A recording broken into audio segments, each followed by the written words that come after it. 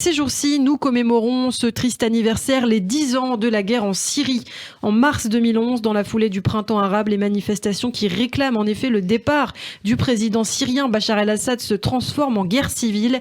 Un conflit devenu mondial car des pays, mais aussi des groupes terroristes sont venus prêter main forte aux rebelles ou soutenir du moins le régime d'Assad. C'est également en Syrie que le groupe djihadiste de l'État islamique s'est développé, attirant à la fois des hommes et des femmes, des adolescents également, des personnes qui sont ensuite revenus dans leur pays d'origine pour commettre des attentats terroristes.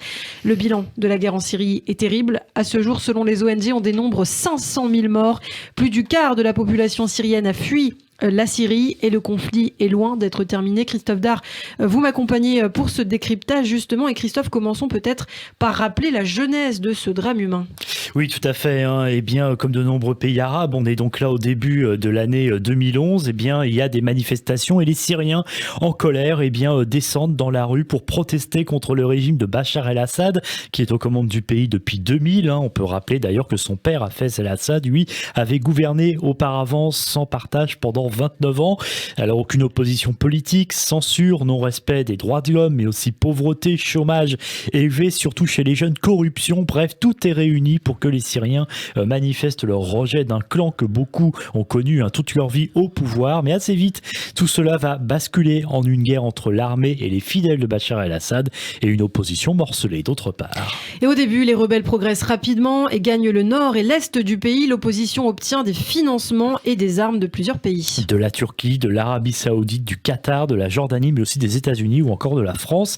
Dans le même temps, l'armée de Bachar el-Assad, elle enregistre beaucoup de défections, y compris au sein d'anciens proches du président.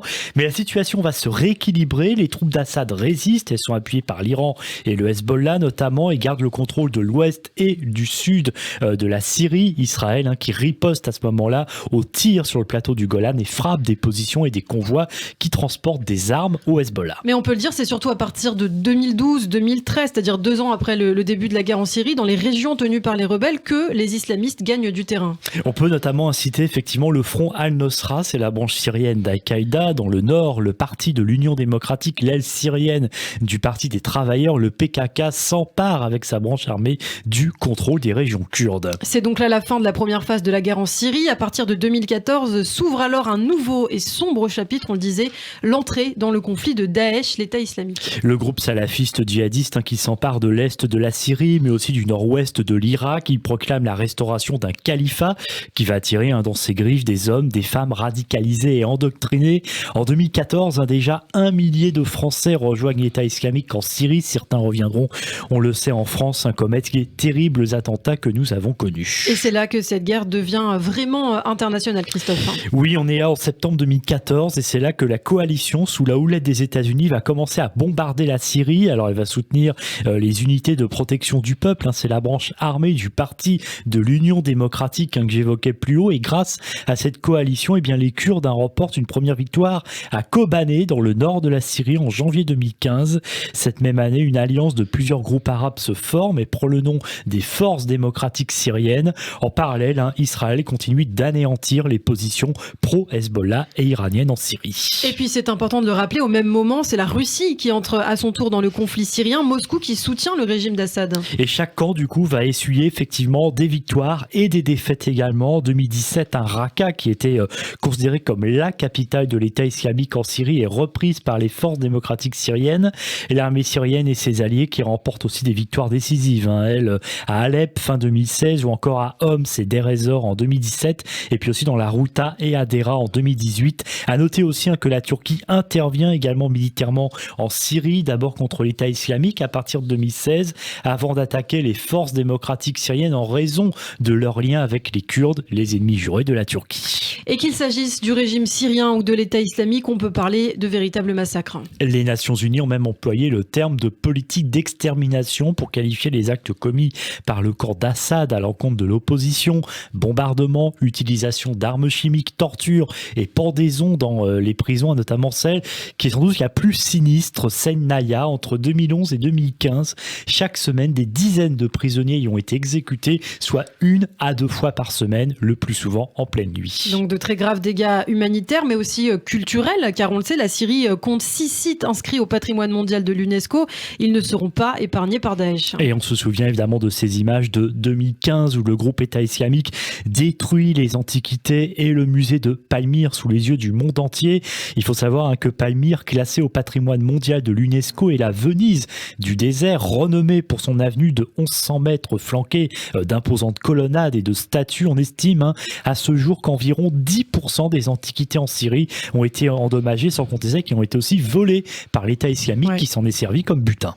En tout cas, aujourd'hui, 10 ans après, la situation en Syrie est plus que jamais dans l'impasse la plus totale. Dimanche encore, 18 morts et 3 blessés étaient recensés dans des explosions de mines dans le centre du pays. Les combats se poursuivent. De son côté, effectivement, la Syrie accuse régulièrement Israël de frappes qui ciblent des positions pro-iraniennes.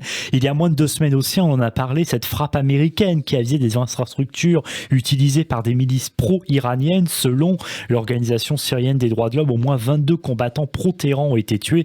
Il s'agissait, il faut le rappeler, de la première opération militaire de l'administration Biden qui avait été décidée en représailles aux attaques contre les intérêts occidentaux en Irak. Et puis l'État islamique est toujours là, Christophe. Oui, et on peut juste considérer cette déclaration, celle de Laurent Nunez, qui est coordinateur national du renseignement et de la lutte contre le terrorisme, qui a déclaré le mois dernier que l'État islamique en Syrie et en Irak se reconstitue dans la clandestinité. Et même si le conflit s'arrête un jour, le pays mettra quand même des années à se reconstruire. Oui, parce qu'il y a bien sûr les décès et puis il y a aussi les personnes qui ont été déplacées, les personnes qui ont fui.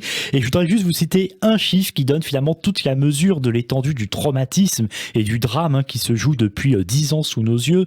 Selon une enquête de l'ONG Save the Children publiée hier, 86% des enfants syriens réfugiés à l'étranger n'imaginent pas leur futur en Syrie. Ça ne nous étonne pas vraiment, Christophe. D'un point de vue judiciaire, on peut dire que les choses sont en revanche en train d'évoluer, même si c'est à l'étranger. C'est vrai, actuellement en Allemagne se déroule notamment le premier procès au monde de la torture en Syrie. Oui, d'ailleurs on en parle étonnamment assez peu. Peut-être effectivement que les déboires de Meghan Markle et d'Harry intéressent davantage. Toujours est-il qu'il y a eu une première condamnation avec un ancien membre des forces syriennes de sécurité réfugié en Allemagne qui a été condamné à 4 ans pour complicité de crimes contre l'humanité. Eyad Agharib était accusé d'avoir participé à l'arrestation d'au moins 30 manifestants à l'automne 2011 victimes de torture. Et c'est un procès très important. Il va se poursuivre jusqu'à l'automne puisque le principal accusé, Anwar Raslan, a joué un rôle central dans le système de répression syrien. Il est poursuivi pour crimes contre l'humanité pour la mort de 58 personnes et la torture de